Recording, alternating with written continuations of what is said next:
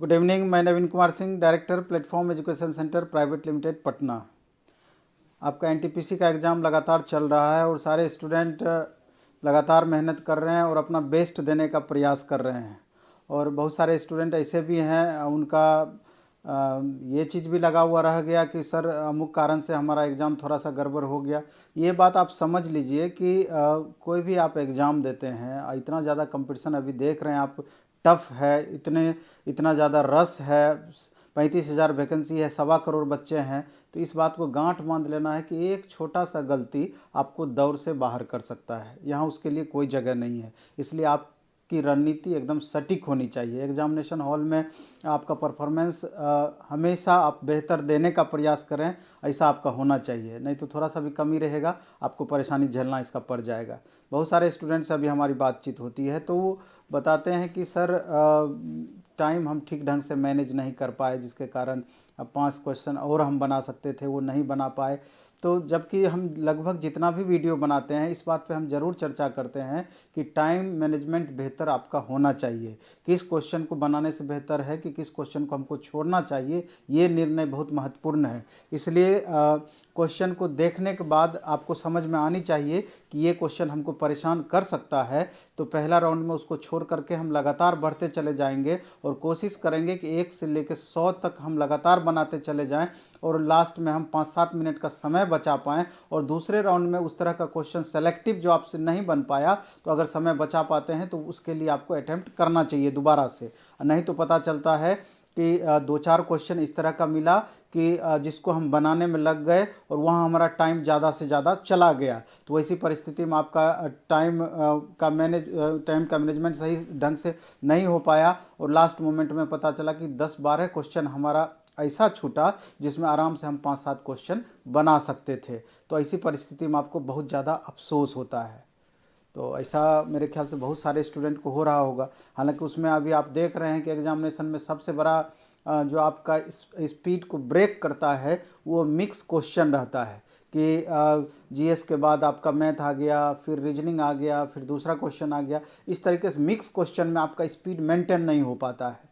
तो प्रैक्टिस आपको उस ढंग से करना चाहिए या उस तरह का आपको वहाँ माहौल उस तरह का प्रैक्टिस करके जाना चाहिए कि वहाँ थोड़ा आप इस मोड में कंफर्ट फील करें। आप स्पीड कैसे मेंटेन रखेंगे, तो आपको 2 साल का लगातार समय मिला है इसी चीज़ को प्रैक्टिस में, इसी चीज़ का प्रैक्टिस करने के लिए। तो एग्जामिनेशन हॉल में अगर वैसा नहीं कर पाते हैं तो निश्चित रूप से दिक्कत है। तो मेरे ख्याल से थोड़ा सा अभी जिनका आगे एग्ज़ाम बचा हुआ है अभी भी एक्टिव होकर के इस रणनीति को अपने अमल में लाने का प्रयास करें तो हमको लगता है कि कुछ ना कुछ प्लस होगा। तो एक तो ये बातें हो गई और क्वेश्चन में भी लगातार उतार चढ़ाव देखने को मिल रहा है। बहुत सीटिंग ऐसा है कि जहाँ के पर बहुत आसान क्वेश्चन पूछ दिया गया, वहाँ उस सीटिंग के बच्चे 80 बनाए, 82 बनाए, 85 बनाए। बहुत सारे बच्चे ऐसे भी मिले हैं कि जो 90 तक बना दिए। और बहुत सारे सीटिंग में कुछ एक सीटिंग में इस तरह का क्वेश्चन मिला कि जहाँ के बच्चे 60 ही बना पाए, 62, 65, 70 अटैम्प्ट कर पाए। तो उससे दिक्कत नहीं है। अगर क्वेश्चन का लेवल रियली में हार्ड है या क्वेश्चन टफ है तो उससे घबराना नहीं है। जब नॉर्मलाइजेशन होगा तो आपका फ्लक्चुएशन वहाँ पर ज़्यादा देखने को मिलेगा। और इजी क्वेश्चन है तो आपका एक सीमित लेवल में ऊपर नीचे होगा, क्वेश्चन का फ्लक्चुएशन एक सीमित लेवल में होगा।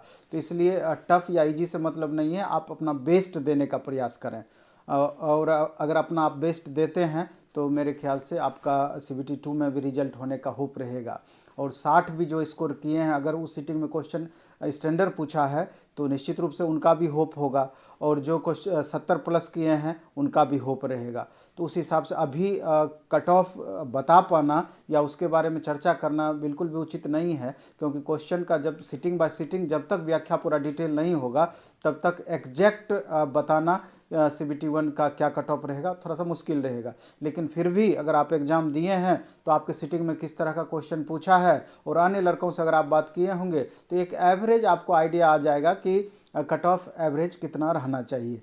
फिर भी हमको लगता है कि जिसका भी 65 प्लस है, प्लस स्कोर किए हुए हैं या जिस सिटिंग में क्वेश्चन टफ पूछा है उस हिसाब से अगर स्कोर बेहतर किए हैं तो उनको अभी से CBT 2 के तैयारी में भी लग जाना चाहिए। अगर बाय चांस CBT 2 का आप तैयारी कर रहे हैं, रिजल्ट नहीं ही होता है या किसी कारण से गड़बड़ होता है, तब भी बहुत इसलिए परेशान नहीं होना है। कभी जो भी आगे आप एग्ज़ाम देंगे तो लगभग सारे एग्ज़ाम्स का सिलेबस यही है। अगर इस एग्ज़ाम्स में किसी भी तरीके से अगर गड़बड़ हो गई या हमारा रिजल्ट नहीं हो पाया तो ये आपका मेहनत बेकार नहीं जाएगा, बल्कि आगे के एग्ज़ाम में निश्चित रूप से वो फ़ायदा करेगा।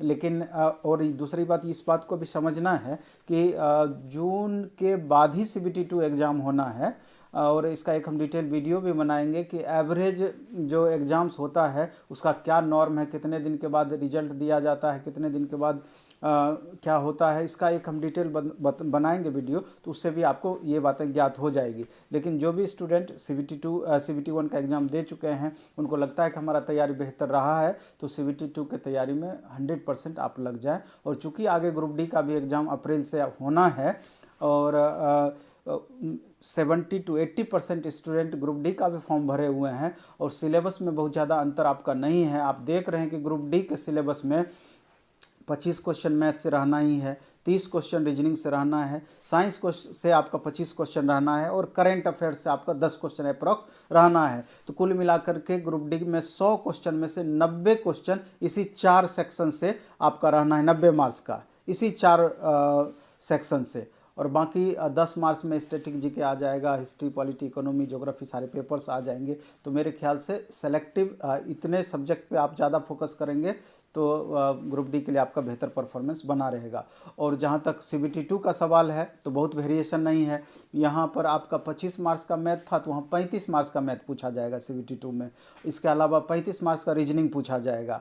10 से 12 मार्क्स का वहाँ आपका साइंस पूछा जाएगा, अप्रॉक्स 10 मार्क्स का करंट अफेयर्स पूछा जाएगा और 8 से 10 मार्क्स का स्टैटिक जीके हो जाएगा। बाकी 7 से 8 नंबर का आपका 8 section history, polity, economy, geography रह जाएगा। तो बहुत ज़्यादा फ्लक्चुएशन नहीं है वहाँ पर भी। तो एक तैयारी से दूसरे तैयारी में आपको फ़ायदा होता है और उसी हिसाब से आपको चलना चाहिए। सबसे बड़ी चीज़ ये है कि अभी ऐसा टाइम है, आप पिछले 2 साल तो लगातार आप मेहनत किए हैं और बहुत सारे ऐसे भी इसमें बच्चे हैं कि जो उससे भी पहले से लगातार लगे हुए थे, कोई 3 साल से, कोई 4 साल से, 5 साल से भी बहुत सारे स्टूडेंट लगे हुए थे। तो स्वाभाविक है कि जो पहले से लगे हुए होंगे अगर रेगुलरिटी मेंटेन किए होंगे तो उनका परफॉर्मेंस बहुत बेहतर रहा होगा।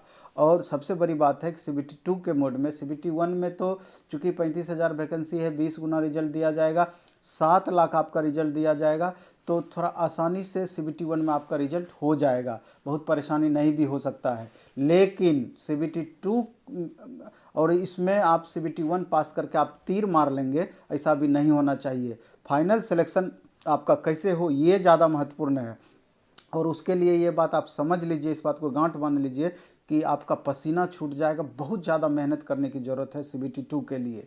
CBT 2 के लिए इसलिए भी आपको ज़्यादा मेहनत करने की ज़रूरत है, एक तो 35,000 सीट है, आप देख लीजिए 1.25 करोड़ में से अब फाइनली 35,000 को लेना है, 35,000 वैकेंसी है।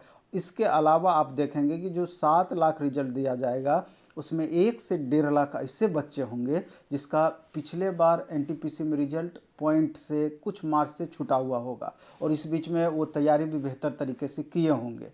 दूसरा क्या है कि बहुत सारे ऐसे भी स्टूडेंट होंगे कि पिछला ALP में नहीं हुआ, ग्रुप डी में कुछ मार्क्स से छूटे, इसके अलावा अन्य एग्ज़ाम्स में छूटे, इसके अलावा SSC में कुछ मार्क्स से बच्चों का छूटा है, तो वो सारे अच्छे अच्छे क्रीम बच्चे होंगे। तो स्वाभाविक है कि उसके बीच से अपना रिजल्ट निकालना है तो मेहनत को उसी लेवल तक आपको पहुंचाना पड़ेगा।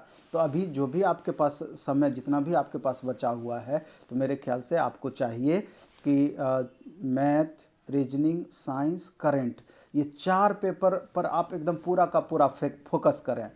पहले का पढ़ा हुआ रिवीजन भी करें, प्रैक्टिस में भी बने रहें, प्रैक्टिस सेट भी लगातार बनाएं और अगर ऑनलाइन भी प्रैक्टिस करना चाहें, चाहे ऑफलाइन मोड में भी, अगर जैसे पटना ही रहते हैं, चाहे वैसे बाहर में रहते हैं, वैसे जगह पर जहाँ की उस तरह की सुविधा आपको मौजूद है, तो ग्रुप डिस्कशन वगैरह करें और ग्रुप में भी आप लगातार प्रैक्टिस करें, ट्विटर के माध्यम से हो या खुद से हो। सेल्फ स्टडी तो सबसे बड़ा स्टडी हमेशा से रहता है, हम तो लगातार इस बात को हर वीडियो में लगभग चर्चा करते हैं।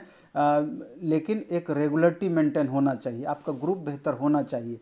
और जिनको उस तरह की व्यवस्थाएं नहीं हैं तो उस तरह के इंस्टीट्यूशन भी अगर आसपास में हैं तो वहाँ से भी आपको लाभ उठाने का प्रयास करना चाहिए। लेकिन सब्जेक्ट बाय सब्जेक्ट आपका रेगुलरिटी बना हुआ रहना चाहिए। करंट अफेयर्स में भी आप देख रहे हैं कि 6 महीने से साल भर तक का करंट अफेयर्स पूछ रहा है, उससे पहले का भी करंट अफेयर्स बहुत सारा पूछ रहा है। तो जिस तरह का करंट अफेयर्स पिछले एनटीपीसी सीबीटी 2 में भी पूछा है तो उसको भी ध्यान में रखना है, और जिस तरह का भी वर्तमान में पूछ रहा है उसको भी ध्यान में रख करके लगातार आधा घंटा से 1 घंटा का समय आपको डेली उस तरह के क्वेश्चन को अपडेट करने में करंट अफेयर्स में लगाना चाहिए। अभी आप देख रहे हैं क्वेश्चन योजना सबसे कितना ज़्यादा पूछ रहा है, और जो सेक्शन से पूछता है लगभग दूसरे सिटिंग तीसरे सिटिंग में उस सेक्शन को अधिक से अधिक टच करते हुए निकलता है। तो लगभग एक तरह से करंट का भी सिलेबस एक फिक्स है कि किस तरह का क्वेश्चन पूछा जाएगा। और कुछ तो ऐसा क्वेश्चन हमेशा से रहता है और हर एग्जाम्स में लगभग रहता है कि जो कि आप बहुत ज़्यादा भी मेहनत करते हैं तो वो क्वेश्चन लगेगा कि अचानक उठा करके कहाँ से रख दिया है। तो वैसे क्वेश्चन में परेशानी सबके साथ होना है। तो इसलिए आप लगातार अभी से मेहनत करें, असंभव कुछ भी नहीं है। 3-4 महीना 5 महीना का समय आपके लिए बहुत ही क्रुशियल और बहुत महत्वपूर्ण है, और हमको पूरा भरोसा है आप पर कि जिस तरीके से अभी लगातार मेहनत करते आए हैं और आगे कुछ एक दिन ही अगर इस तरह का मेहनत अगर आप करते हैं तो ये आपके लाइफ को एक नया दिशा प्रदान करेगा, और हमको लगता है कि बहुत बेहतर लाइफ आगे चल करके सिद्ध होगा। और 100% गारंटी है कि ये 2-4 महीना अगर आप जम के मेहनत करते हैं तो रिजल्ट फाइनली होगा ही होगा। बस समझिए कि बहुत ज़्यादा अफसोस उस परिस्थिति में होता है, आप वैसे बच्चे से आप मिलिए पूछिए जिसका पॉइंट में कुछ मार्क्स से पिछले बार फाइनल सिलेक्शन नहीं हो पाया है। एक छोटी सी आपकी गलती आपको दौड़ से बाहर कर देती है। तो पिछले इन सारी बातों से सबक लेते हुए आगे दोबारा इस गलती को ना दोहराएं, उस पर ध्यान दे करके अभी से 10 से 12 घंटे का रूटीन बनाइए। और जब यही चीज़ अभी आपको करना है तो इसमें मेरे ख्याल से मेहनत में बिल्कुल भी कमी नहीं होनी चाहिए। तो इसलिए खूब अच्छे से पढ़िए, खूब मन से पढ़िए। और जो बच्चे स्पेशली पटना में रहते हैं उनके लिए हम चाहेंगे कि कुछ उस तरह का छोटा छोटा कोर्सेस भी हम बनाए हुए हैं जिनके मदद से आपको मैक्सिमम लाभ हो सकती है। जो घर पर आप मेहनत करें ही, लेकिन अगर इंस्टीट्यूशन में अगर आप आना चाहते हैं तो अभी आप देखेंगे कि शाम में 5 बजे से लेकर के 8 बजे तक एक मैथ का टेस्ट डेली जिस तरह का क्वेश्चन पूछा जाता है टेस्ट लेते हैं और उसी समय उसका 100% सॉल्यूशन कराते हैं। 20 क्वेश्चन का टेस्ट होता है और 20 क्वेश्चन 20 अलग अलग टॉपिक का होता है, अलग अलग चैप्टर से होता है। इससे फ़ायदा ये होता है कि तो आपका 20 चैप्टर का रिवीजन सेलेक्टिव क्वेश्चंस का डेली होता है और उसी समय कंसेप्ट के साथ उसको क्लियर भी करा दिया जाता है। ऐसे नहीं तो क्या होता है, एक बगल से मैथ बना रहे हैं, पीछे दिमाग से भी स्किप कर रहा है। तो इससे एक बेनिफिट मिलेगा। और अभी से 1 महीना 2 महीना 3 महीना 4 महीना भी अगर लगातार इस तरीके से टेस्ट डेली दे पाते हैं तो मेरे ख्याल से एक भी मैथ का ऐसा क्वेश्चन नहीं बचेगा जो आपसे नहीं बनेगा। उसी तरीके से रीजनिंग में भी होता है और उसी तरीके से साइंस में भी होता है। और सबसे बड़ी बात यह है कि 5 बजे से 8 बजे तक इसको करिए, दिन भर खुद से पढ़िए। आप 5 से 8 3 घंटा समय अगर यहाँ देते हैं तो एकदम मिनिमम फी इसका है 500 रुपया में आपका 3 घंटे का ये सारा टेस्ट होता है और डेली होता है, डेली क्वेश्चन पेपर आपका मिलता है। तो हमको लगता है कि एग्जाम्स में अभी जितना भी मार्क्स आता होगा अच्छा खासा मार्क्स लास्ट तक में बढ़ जाएगा। और गर्ल्स कैंडिडेट के लिए सबसे बड़ा चीज़ ये है कि हर बैच में हम 50% ऑफ किए हुए हैं, तो गर्ल्स कैंडिडेट को तो खास करके इसका लाभ उठाना चाहिए। चलिए इस वीडियो में हम इतना ही रखेंगे। खूब अच्छे से पढ़िए, खूब मन से पढ़िए, खूब अच्छे से मेहनत करिए और 100% गारंटी है अगर सही ढंग से आप मेहनत करते हैं, सुचारू ढंग से पढ़ाई करते हैं तो आपके रिजल्ट को कोई नहीं रोक सकता है। चलिए धन्यवाद, बेस्ट ऑफ लक।